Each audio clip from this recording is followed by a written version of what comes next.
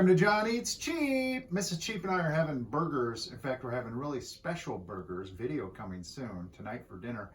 And if you've been to the grocery store, seen the bread aisle wiped out, even buns, no hamburger buns, I found these going through the freezer. The Rhodes rolls, you know, the thaw, and they just turn into little rolls.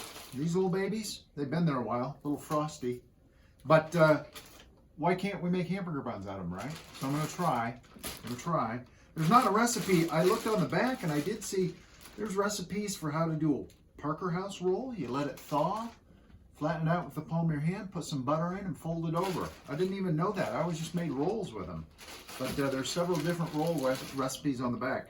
First I'm going to spray the pan, non-stick spray, and I don't really know how much these rise up. They're a little frosty. They've been in the freezer a while.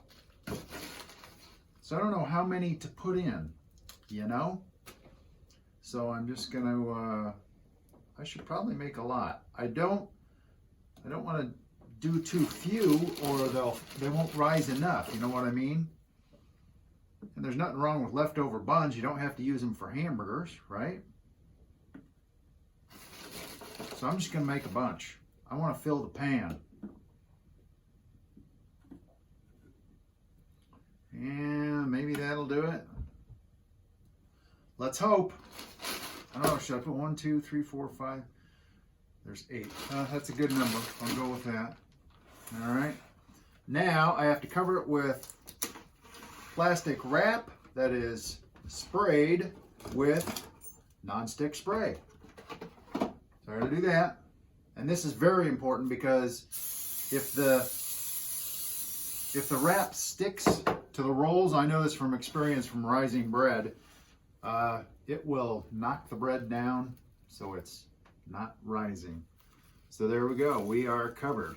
I'm gonna put these have to like rise for 4 to 5 hours. So what I do is preheat the oven for about 30 seconds or a minute and then turn it off. It's nice and warm. It's a good place to let the dough rise. So that's what I'm going to do now. Just don't forget about it. Yeah.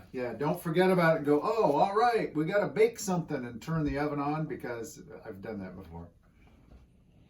So there's our rolls. They're supposed to rise, I don't know, 4 to 5 hours. They've been in there about 6. They didn't rise real well. I don't know if it's because they've been in the freezer too long.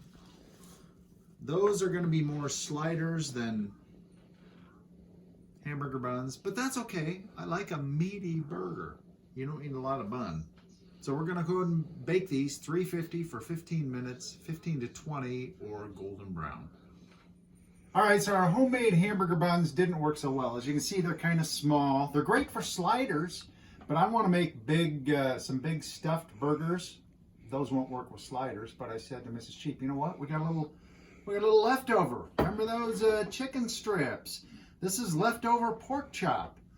I'm just going to warm these up. We're just going to do little sliders of chicken and pork, right? Make and do with what's left over and small buns. I hope these will be good. I'm gonna butter these up and toast them, and then we'll get on to the next stage.